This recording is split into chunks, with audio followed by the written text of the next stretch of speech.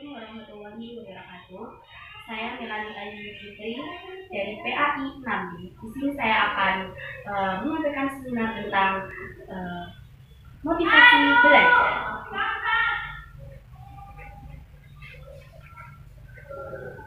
Pertama-tama yang saya hormati Bapak pengaku dosen mata kuliah Wirausahaan, Bapak Jumari MPD. Yang terhormat teman-teman yang mengikuti seminar pada hari ini. Marilah kita panjatkan puja dan puji syukur kita kepada Allah Subhanahu wa taala karena kita dapat berkumpul di tempat yang insyaallah penuh berkah.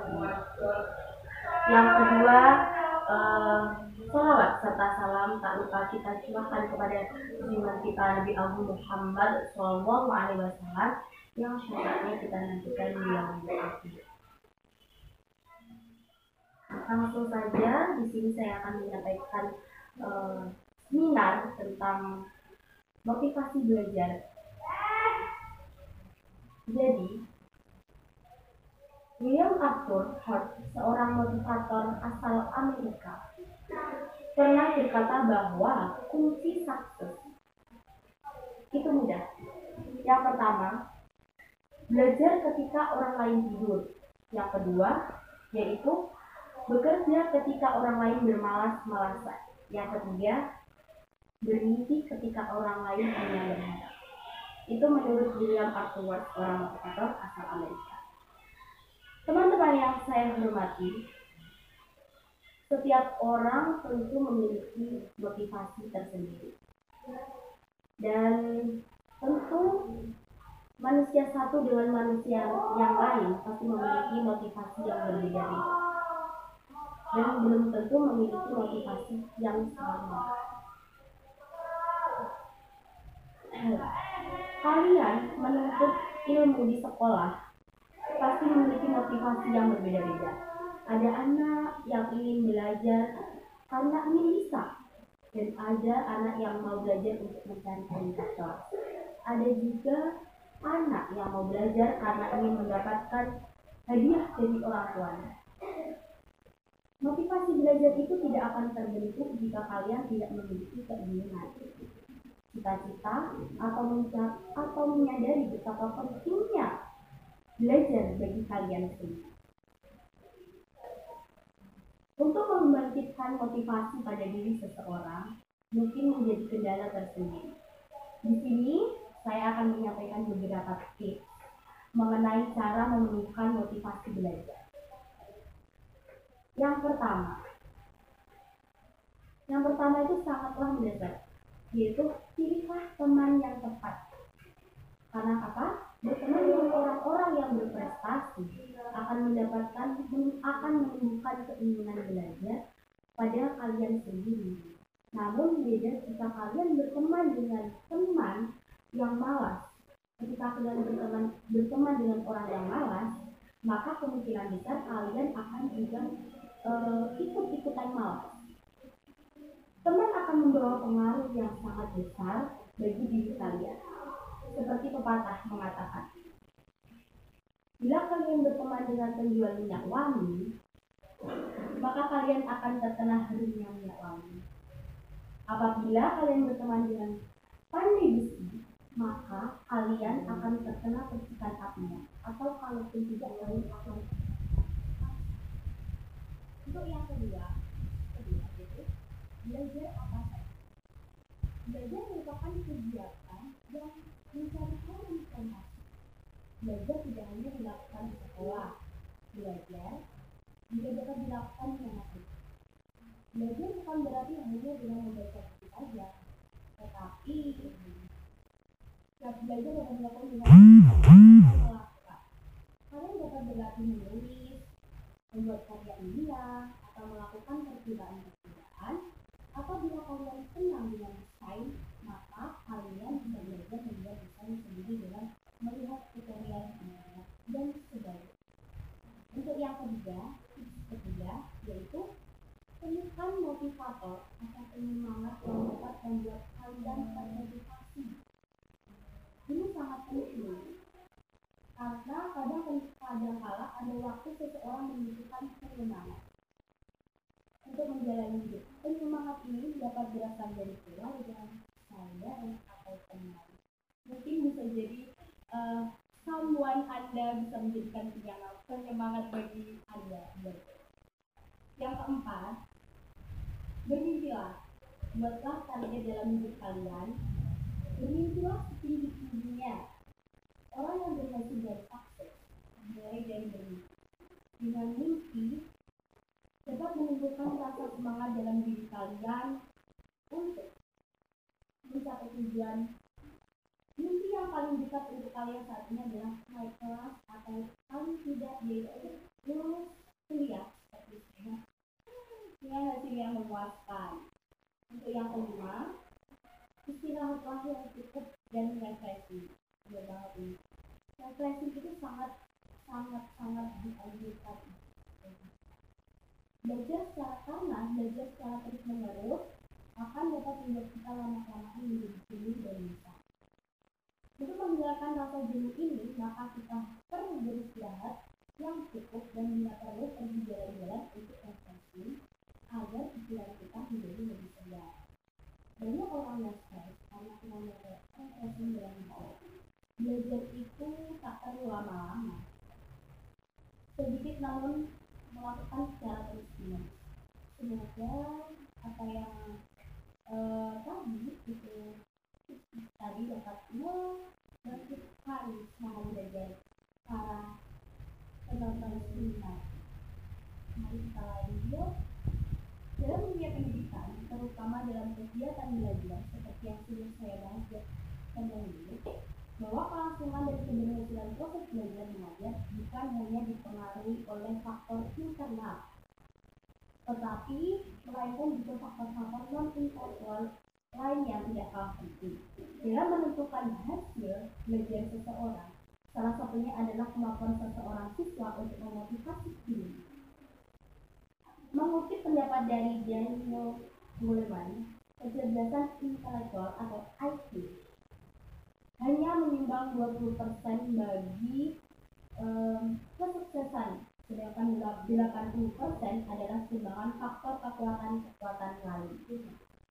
Di antaranya, kekuatan lain tersebut adalah kecerdasan emosional atau emotional quotient atau EQ, yakni kemampuan motivasi dari diri sendiri, mengatasi frustasi, mengontrol desakan hati, mengatur suasana hati atau mood, berempati kepada kemampuan. Motivasi sangat penting, artinya dalam kegiatan belajar, sebab adanya motivasi mendorong semangat belajar dan sebaliknya, kurangnya adanya motivasi akan melemahkan semangat belajar. Motivasi merupakan syarat mutlak dalam belajar. Seorang siswa yang belajar tanpa motivasi atau kurang motivasi tidak akan berhasil dengan maksimal. Motivasi memegang peran yang amat penting dalam belajar. Maslow 1945 dengan teori kebutuhannya menggambarkan hubungan hierarkis atau berbagi kebutuhan, di mana kebutuhan pertama merupakan dasar untuk timbul kebutuhan berikutnya. Jika kebutuhan pertama telah terpuaskan, barulah manusia mulai ada keinginan untuk memuaskan kebutuhan yang selanjutnya. Pada kondisi tertentu akan timbul kebutuhan yang tumpang tindih. Contohnya, orang ingin makan bukan karena lapar, tetapi karena kebutuhan lain yang mendorongnya. Jika suatu kebutuhan telah terpenuhi atau terpuaskan, itu tidak berarti bahwa kebutuhan tersebut tidak akan muncul lagi untuk selamanya. Tetapi kepuasan tidak hanya untuk sementara waktu saja. Manusia yang dikuasai oleh kebutuhan yang tidak terpuaskan akan termotivasi untuk melakukan kegiatan guna memuaskan kebutuhan tersebut. Seperti itu. Dalam implikasinya pada dunia belajar, siswa atau pelajar yang lapar tidak akan termotivasi secara penuh dalam. Mari kita lanjut, yaitu yang mengenai tentang fungsi-fungsi motivasi. Yang pertama yaitu fungsi dari motivasi, yaitu mendorong manusia untuk bertindak atau berbuat. Motivasi berfungsi sebagai pergerak atau motor yang memberikan energi atau kekuatan kepada seseorang untuk melakukan sesuatu. Yang kedua, yaitu menentukan arah perbuatan, yakni ke arah perwujudan tujuan atau cita-cita.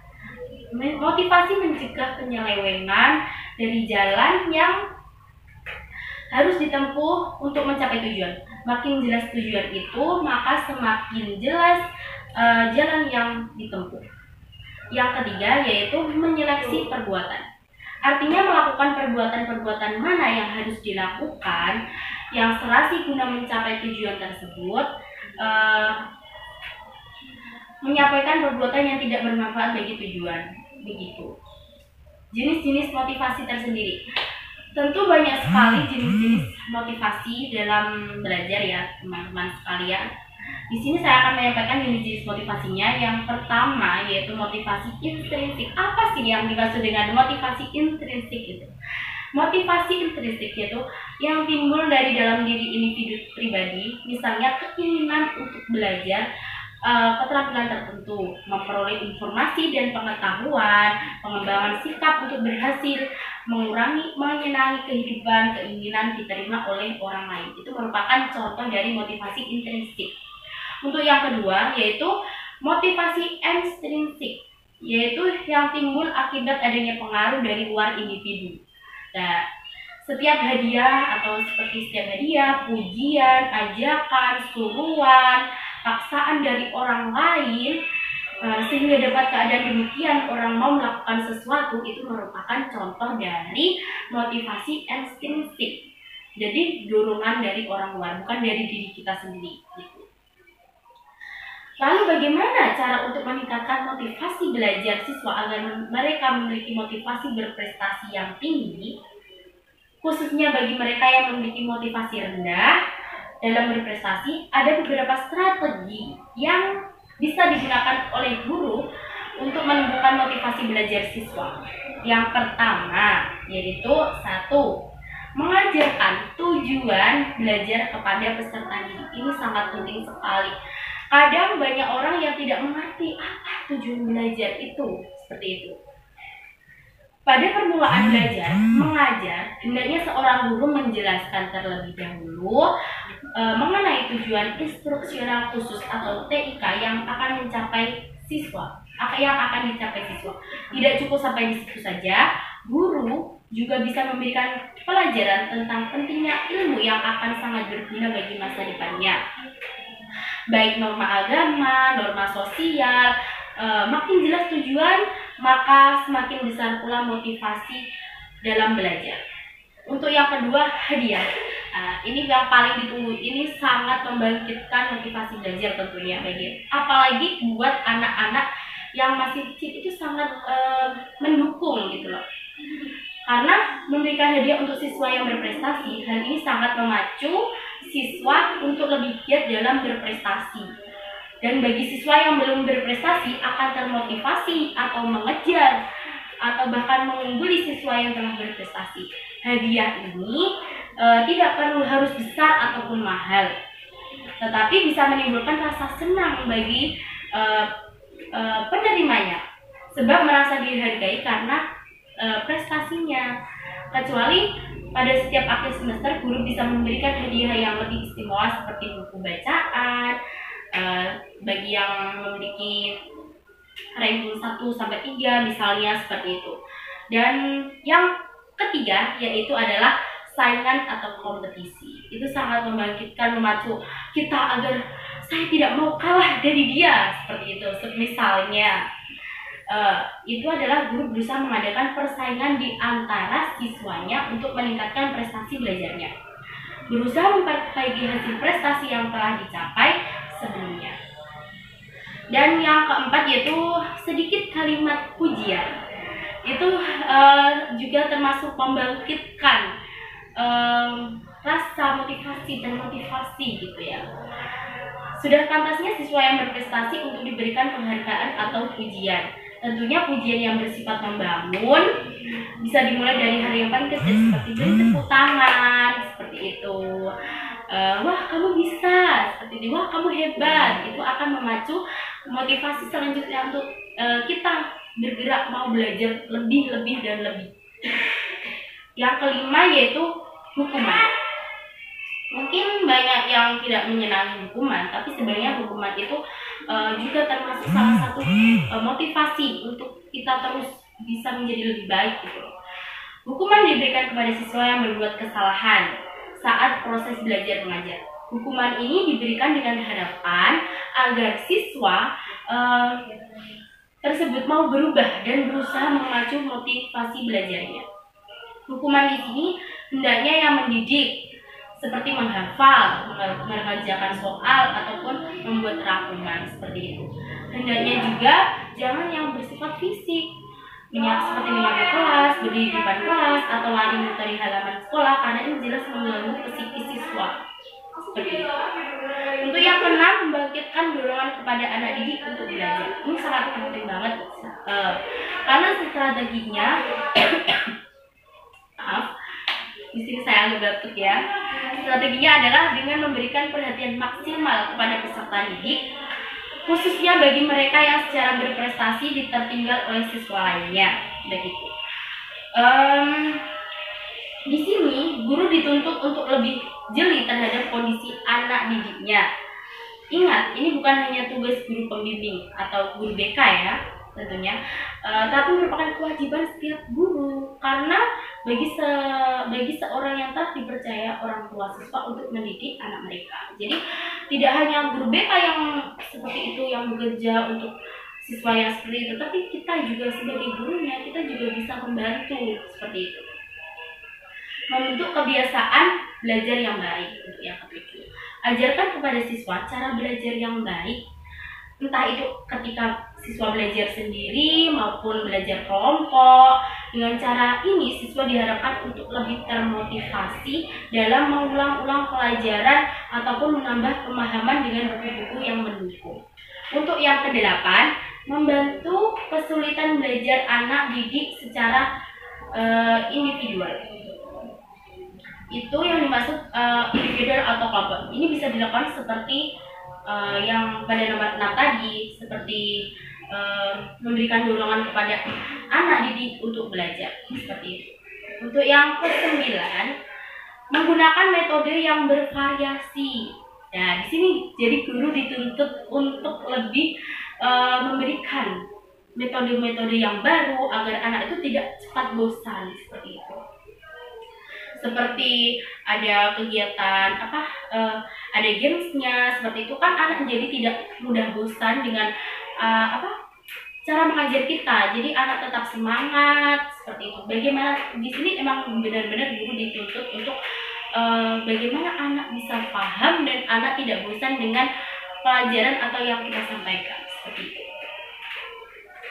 Dan untuk yang ke-10, menggunakan media yang baik dan sesuai dengan tujuan pembelajaran, baik itu media visual maupun audio visual. Mungkin itu yang dapat saya sampaikan pada motivasi pada hari ini. Mungkin kita dapat bertemu lagi di seminar-seminar selanjutnya, yang semoga saja saya dapat diberikan kesempatan lagi seperti itu. Mungkin semoga yang sedikit ini dapat bermanfaat bagi kalian semua. Semoga kalian dapat meraih prestasi yang dapat membanggakan keluarga dan sekolah, dan seminar ini bermanfaat tentunya. Cukup sekian yang dapat saya sampaikan. Bila ada salah kata, saya mohon maaf yang sebesar-besarnya. Wassalamualaikum warahmatullahi wabarakatuh.